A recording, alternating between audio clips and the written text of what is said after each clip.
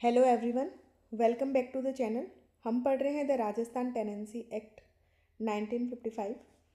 इसमें हमने chapter 10 start किया था, payment and recovery of rent, जिसमें सेक्शन 134 तक हमने कंप्लीट कर लिया था। आज हमें स्टार्ट करना है सेक्शन 135 से।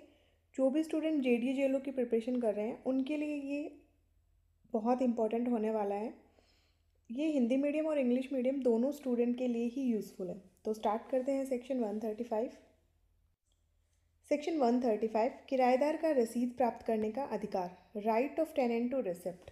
कि जैसे ही एक टेनेंट रेंट को पे कर देता है लैंडलॉर्ड के पास में, तो अब टेनेंट के पास को ये राइट है कि वो उसको एक्नॉलेजमेंट के रूप में एक रिसिप्ट भी उसकी प्राप्त करे।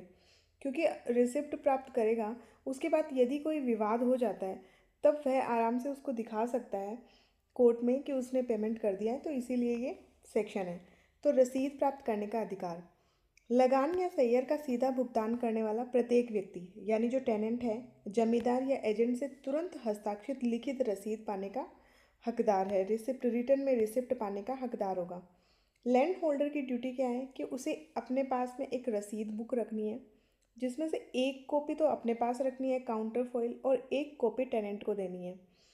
तो जमींदार को सेक्शन 137 के तहत छपी रसीद पुस्तकों का उपयोग करना चाहिए और प्रत्येक पेमेंट के लिए अलग रसीद उसको देनी चाहिए और एक अपने पास में रखनी चाहिए। किस लिए? यदि भुगतान विवाद हो जाता है तो जमींदार मुकदमे में रसीद बुक पेश नहीं करता, तो कोर्ट ये प्रिजम्पशन करेगा कि पेमेंट कर दिया गया है, यानी उसके अगेंस्ट प्रिजम्पशन किया जाएगा। सेक्शन 136 रसीदों का विवरण, पर्टिकुलर्स ऑफ रिसिप्ट। जो रिसिप्ट दी जा रही है 135 में टेनेंट को, उसमें क्या क्या विवरण होगा ये सेक्शन बात करता है। तो इसमें टेनेंट का नाम, उसके माता पिता का नाम और उसका स्वयं का नाम, प्राप्तकर्ता का नाम अगर उसकी ओर से कोई और प्राप्त कर रहा है, गांव का नाम, कितनी राशि भुगतान की गई और कौन से खाते में है, होल्डिंग की पहचान अगर एक से अधिक हो, यानी वो होल्डिंग कहाँ है जहाँ वो खेती करता है, कौन से वर्ष में दी गई, अगर इंस्टॉलमेंट में दी गई है तो उस इंस्टॉलमेंट का पूरा वर्णन किया जाएगा, कैसे पूर्ण रूप से दी गई है या पार्शली दी गई है ये भी उसमें लिखा जाएगा रिसिप्ट में, डेट लिखी जाएगी और अदर जो भी पर्टिकुलर्स होंगे इम्पोर्टेंट वो सब उसमें इंक्लूड किए जाएंगे। Section 137 government's obligation to print receipt. राज्य सरकार का क्या कर्तव्य है उन रिसिप्ट को लेकर? तो सरकार का कर्तव्य है कि काउंटर फाउल के साथ निर्धारित रसीद पुस्तकों को लागत मूल्य पर मुद्रित और आपूर्ति करानी चाहिए। तो ये स्टेट गवर्नमेंट का ड्यूटी है कि हर दुकान पे ऐसे एक रिसिप्ट की पूरी बुक होनी चाहिए ताकि वो आसानी से लैंड होल्डर को मिल सके। रसीद सभी तहसीलों में रखी जानी होनी चाहिए वो बुक। एक अगर नहीं मिलती है, बाई चांस नहीं मिलती है, तो लैंड होल्डर को, तहसीलदार को एक एप्लीकेशन देनी होगी और उससे एक प्रमाण पत्र प्राप्त करना होगा। और ऐसे अगर वो प्रमाण पत्र प्राप्त करता है तो वो कच्ची रसीद में भी जो विवरण है वो लिख सकता है, लेकिन शर्त ये है कि उसे उसमें सारा डिस्क्रिप्शन लिखा जाएगा। और अगर लैंडलॉर्ड के द्वारा ऐसा कोई डिस्क्रिप्शन नहीं लिखा जाता है या कच्ची रसीद भी नहीं लिखी जाती है, तो कोर्ट यही प्रेज्यूम करेगा कि टेनेंट ने रेंट को पे कर दिया है और लैंड होल्डर के अगेंस्ट में प्रिजम्पशन की जाएगी। Section 138 tenants statement of account, खाते का विवरण प्राप्त करने का अधिकार।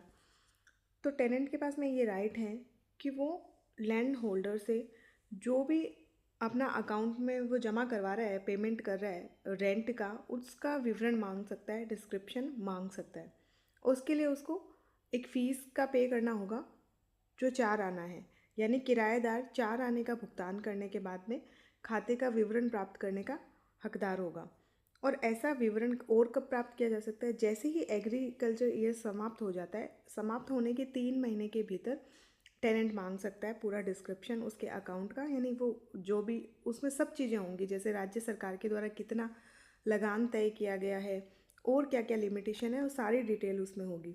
विवरण में खाते का ब्यौरा निर्दिष्ट होना चाहिए, जैसा कि समय समय पर सामान्य रूप से किसी विशेष स्थानीय क्षेत्र या मामलों के वर्ग के लिए निर्धारित किया जा सकता है। Section 139 deposit of rent in court. Court यहाँ तहसीलदार की बात हो रही है। ये सेक्शन तब लागू होता है जब लैंड होल्डर या लैंडलॉर्ड किराया लेने से इनकार कर देता है।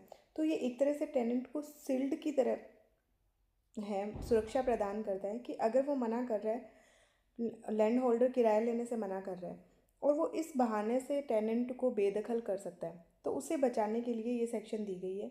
तो अगर ऐसा होता है तब किराएदार क्या करेगा, उस तहसीलदार को एक एप्लीकेशन देगा कि वो या तो पूरा या हाफ या किस्तों में अपना जो रेंट है वो जमा करवाना चाहता है।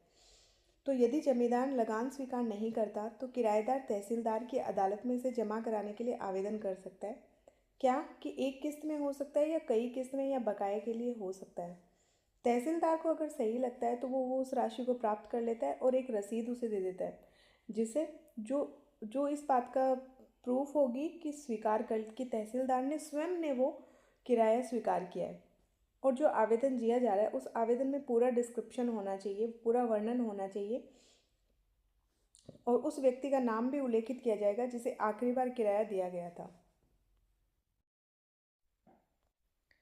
सेक्शन 140। सेक्शन 140 है तहसील द्वारा जमा का निपटारा। हमने पढ़ा सेक्शन 139 में कि जो टेनेंट है वो लैंडलॉर्ड को अगर इनकार करता है रेंट लेने से तो तहसीलदार को जमा करवाया जा सकता है। तो जैसे ही 140 सेक्शन में तहसीलदार के पास में वो पेमेंट आ जाता है तो तहसीलदार के पास अब पावर है कि वो उसका निपटारा करे। तो उसके बाद वो सबसे पहले तो जो भी व्यक्ति हकदार है, चाहे वो लैंडलॉर्ड हो या अगर उसकी राय में कोई अन्य व्यक्ति हकदार है, तो उन्हें एक फ्री ऑफ कॉस्ट में नोटिस देगा और तहसीलदार सही व्यक्ति को ही भुगतान करेगा। अगर डाउट होता है कि किसे भुगतान करना है और किसे नहीं, तब फिर वह कॉम्पिटेंट कोर्ट के डिसीजन को वेट करेगा और उसके अनुसार पेमेंट किया जाएगा। और अगर तहसीलदार निर्देश देता है तो ऐसा भुगतान मनी ऑर्डर के थ्रू भी किया जा सकता है। अब ये पॉइंट इंपॉर्टेंट है इसमें कि टेनेंट ने अपना रेंट तहसीलदार के पास जमा करवा दिया और तहसीलदार ने 3 वर्ष के भीतर उस रेंट को भुगतान नहीं किया है। कोई भी रीज़न हो सकता है, उसको सही व्यक्ति नहीं मिला या फिर डाउट था या कोर्ट का निर्णय नहीं आया, कोई भी रीज़न हो सकता है, लेकिन लिमिटेशन है 3 ईयर की।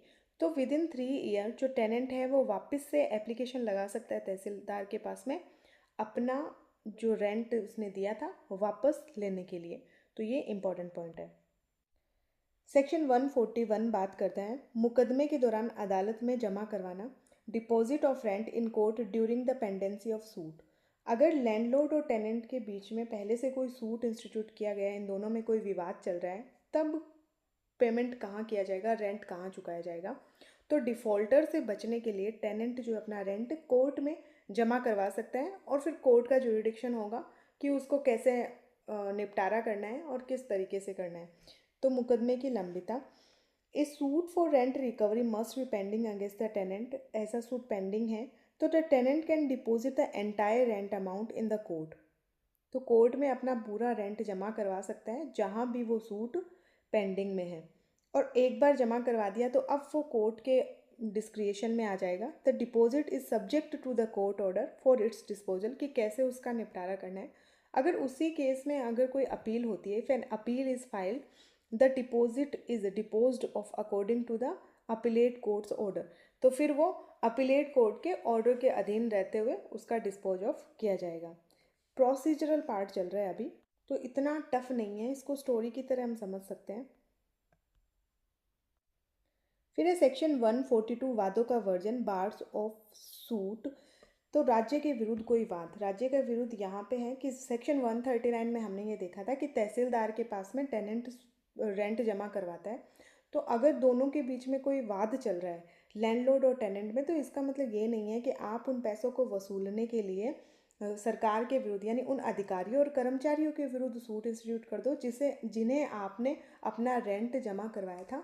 तो ये सेक्शन उन सूट पे बाड़ लगाती है। ऐसा नहीं है कि आपका पैसा डूब जाएगा टेनेंट के पास में ये राइट है कि आपने जिस आवेदक का नाम लिखा था उस एप्लीकेशन में, आप उसके अगेंस्ट सूट इंस्टीट्यूट कर सकते हो, ना कि किसी कर्मचारी के विरुद्ध या तहसीलदार के विरुद्ध। तो देखिए, राज्य के विरुद्ध कोई वाद नहीं, no legal proceeding can be instituted against the state government for action done under this chapter regarding a deposit.